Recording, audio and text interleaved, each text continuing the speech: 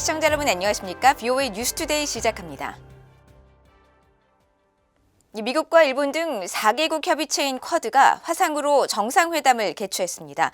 4개국 정상들은 인도태평양 지역 내 협력의 중요성을 거듭 강조하고 북한 문제에 있어서도 완전한 비핵화 의지를 재확인했습니다.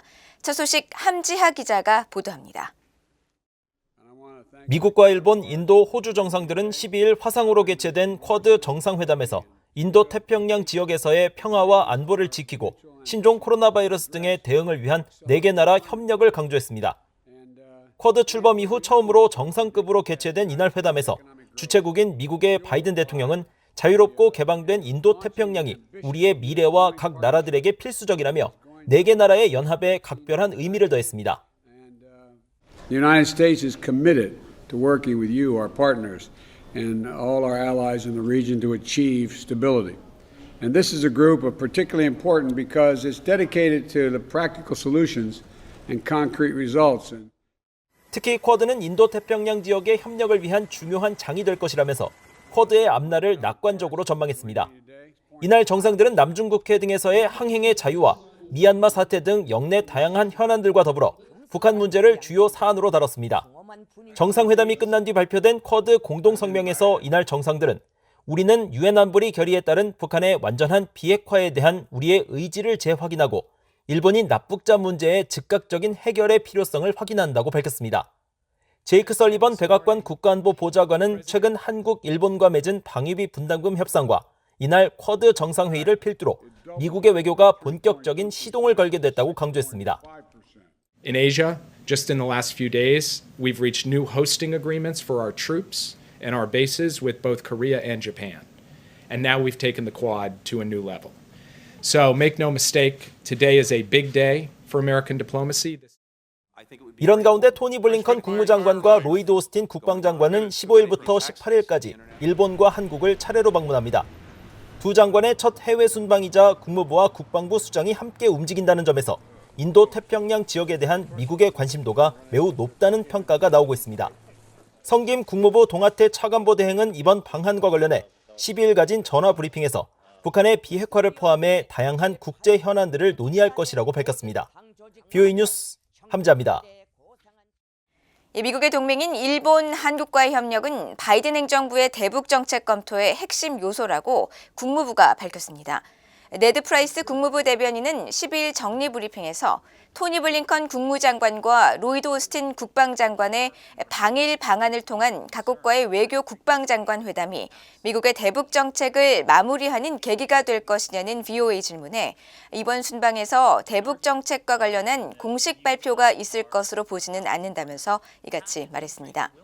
프라이스 대변인은 파트너, 동맹과의 협력 없이는 북한의 핵과 미사일 프로그램, 그 외 악의적 행동에 대응하려는 우리의 이익 달성에 효과적일 수 없다며 동맹과의 협력은 필수적이라고 강조했습니다. 또한 장관들이 이번 순방을 통해 대북 최종 목표를 달성하는 데 가장 효과적인 조약 동맹국의 카운터파트들과 대화할 기회를 갖게 됐다며 앞으로도 북한의 비핵화에 전념하면서 미국과 동맹에 대한 위협을 줄이고 남북한 국민의 삶을 개선하기 위한 더 많은 이야기를 할 것이라고 프라이스 대변인은 말했습니다. 미국 바이든 행정부의 대북 정책 검토가 몇 주 안에 끝낼 수 있을 것이라고 성킴 국무부 동아시아 태평양 담당 차관보 대행이 밝혔습니다. 성킴 차관보 대행은 12일 국무장관과 국방장관의 일본, 한국 방문과 관련해 개최된 전화 브리핑에서 기자들의 대북 정책 검토와 관련된 질문을 받고 검토가 언제 끝날지 정확한 시간표는 없지만 우리는 신속하게 일을 진행하고 있다면서 아마도 몇 주 안에 우리는 검토를 끝마칠 수 있을 것이라고 밝혔습니다.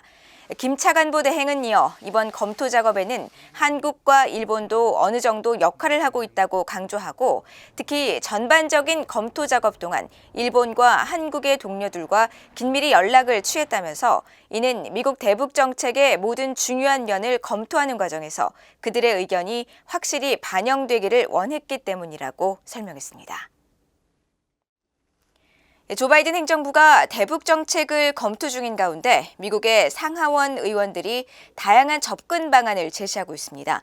대체로 외교를 강조하면서도 제재 등 압박을 병행해야 한다는 목소리가 많았습니다. 이조은 기자가 보도합니다.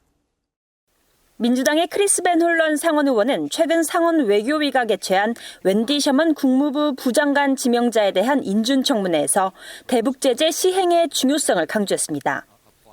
미국의 대북 제재법인 이른바 원비어법에 따라 제재를 완전하고 효과적으로 적용해야 한다는 겁니다. I teamed up with Senator Toomey to pass two pieces of legislation. One's the Brink Act to apply secondary sanctions against entities doing business with the North Korean regime, and the Hong Kong Accountability Act. I would like your commitment to work with us to both fully and effectively apply the sanctions under both those pieces of legislation. 상원 외교위에서는 제임스 리시 공화당 간사 주도로 최근 8명의 공화당 의원들이 전략법안이라 불리는 대중국 패키지 법안을 다시 발의했는데 역시 대북 제재 유지의 중요성을 강조했습니다. 법안은 유엔 대북 제재의 보편적 이행에 관한 정책 조항에서 미국의 정책은 북한이 완전하고 검증 가능하며 돌이킬 수 없는 비핵화 조치를 취할 때까지 정권에 대한 최대 경제적 압박을 유지하는 것이라고 밝혔습니다.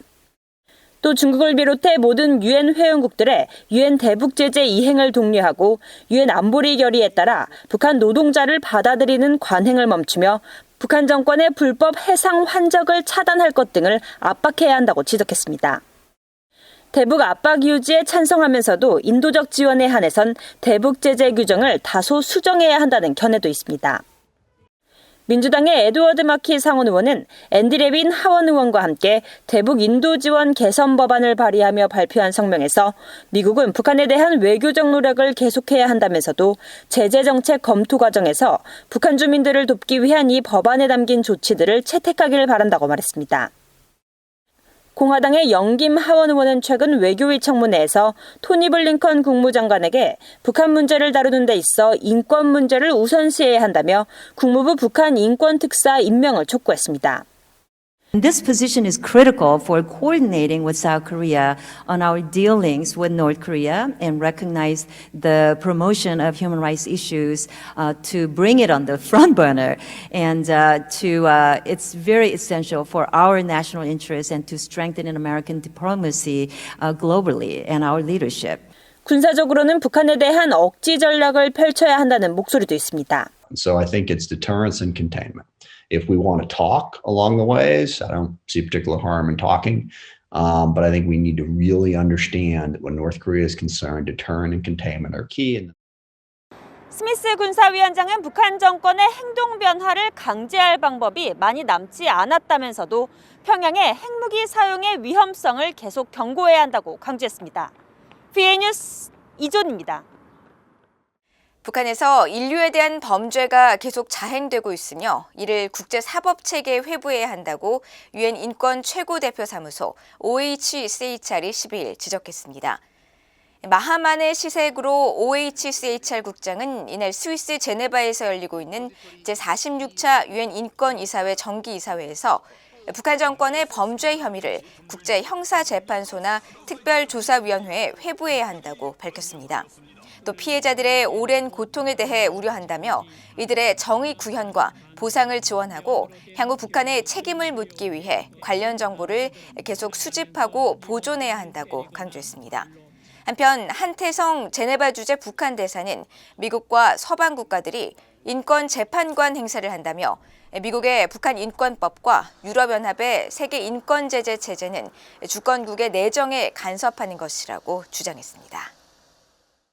북한 정권이 정치범들을 노예화해 캐낸 석탄과 물품을 수출해 통치자금으로 활용하고 있다는 보고서에 대해 영국 고위관리가 우려를 나타냈습니다.